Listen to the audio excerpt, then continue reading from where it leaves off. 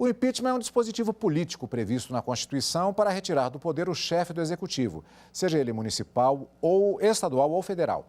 O processo tem a participação do chefe do Judiciário, que é responsável por garantir que tudo seja feito conforme a Constituição. Na reportagem especial de hoje sobre os 130 anos do Supremo Tribunal Federal na Era da República, vamos ver como foi a atuação do Judiciário no primeiro impeachment após a Constituição de 88.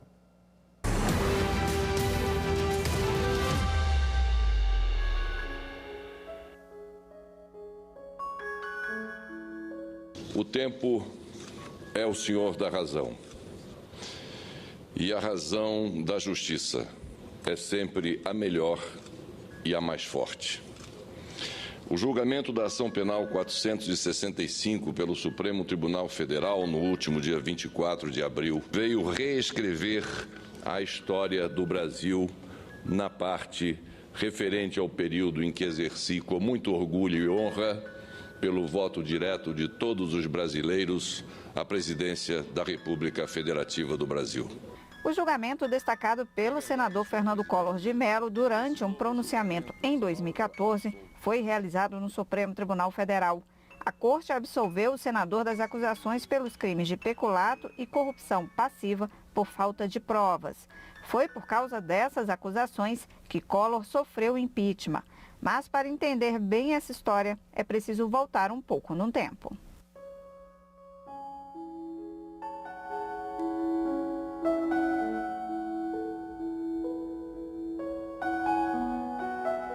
O impeachment está previsto no Brasil desde a primeira Constituição brasileira do período republicano em 1891.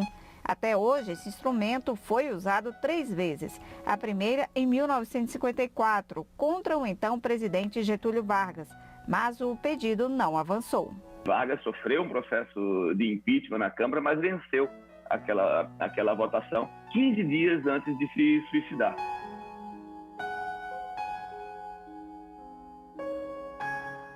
Em 1992, um novo caso. Desta vez contra o então presidente Fernando Collor de Mello. O Brasil acabava de passar pela redemocratização e Collor foi o primeiro presidente eleito pelo voto direto após o fim da ditadura militar e herdou um país cheio de problemas. O principal era a economia, com uma inflação que chegou a 1.700% ao ano. Na tentativa de conter os preços, confiscou a poupança dos brasileiros, medida que abalou a popularidade do governo logo no início do mandato. Em 1992, ele foi acusado de corrupção pelo próprio irmão Pedro Collor de Mello e o Ministério Público apresentou denúncia de que o governo Collor usava dinheiro público em contratos de publicidade. Foi nesse contexto que o instrumento do impeachment foi usado pela segunda vez. E, ao contrário de Getúlio Vargas, Collor não conseguiu barrar o pedido.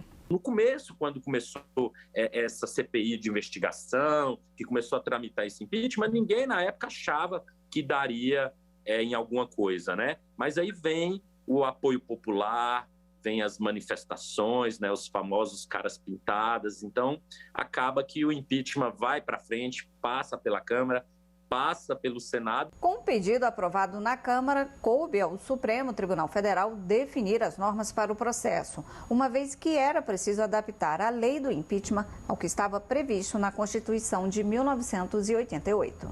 Na lei, previa-se que o processamento da denúncia se daria perante a Câmara dos Deputados. Seria a Câmara dos Deputados que processaria e o processo iria para o Senado apenas para julgamento. E a Constituição de 88 muda isso, dizendo que compete ao Senado processar e julgar. Então, essa dificuldade, essa perplexidade que gerou a necessidade de uma adaptação da lei à nova Constituição, que inspirou, inclusive, o roteiro feito anos depois, né, pelo ministro Ricardo Lewandowski, né, para o impeachment da presidente Dilma Rousseff. Pelo roteiro estabelecido na Constituição, o julgamento no Senado é comandado pelo presidente do Supremo Tribunal Federal, mas ele não tem poder de voto. O julgamento político é feito pelos parlamentares. A figura assemelha-se um pouco ao papel do juiz no tribunal do júri. né, quando quem decide realmente a pena são os jurados, que naquele papel ali são os senadores, um papel desempenhado pelos senadores, mas o presidente da Suprema Corte está ali para assegurar a lisura do processo. Para o presidente do STF, na época do impeachment de Collor, o momento foi um dos mais difíceis da carreira de magistrado. Porque eu ia presidir um foro político, para julgar um crime político, praticado por um cidadão político, e que ia ser julgado por políticos, necessariamente por políticos de partido. Eu suponho que a Constituição de 88 tenha preferido um magistrado que é apartidário, isento nas suas decisões.